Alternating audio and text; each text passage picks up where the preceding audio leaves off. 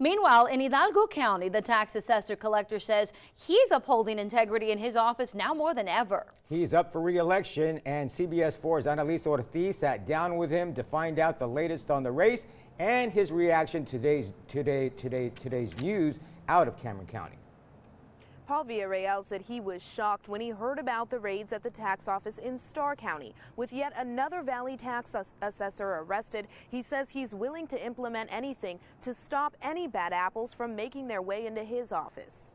I'm speechless. I never thought that anything like that could happen. Hidalgo County tax assessor collector Paul Villarreal says recent federal raids at the tax offices of Starr and Cameron counties were a rude awakening. I always wake up every morning trying to do the right thing, and when I see that, it bothers me completely because I didn't think that, how can people think they're going to get away with it? He says he's dedicated to preventing something similar from happening under his watch. I want to make sure that I implement anything that I can to stop those things, Villarreal is currently running to keep his seat as tax assessor collector.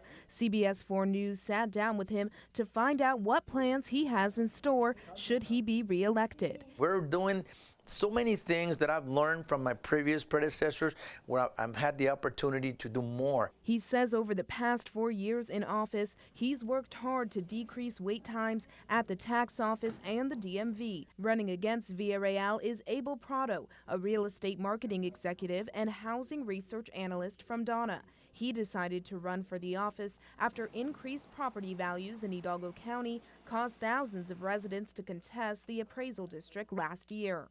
As the tax assessor, I plan to use the office to keep the appraisal district in check and arm people with the proper data to go in there and contest their taxes. Villarreal says Prado's goal isn't quite realistic. What do I do? Just collect. I don't raise tax, I don't lower it.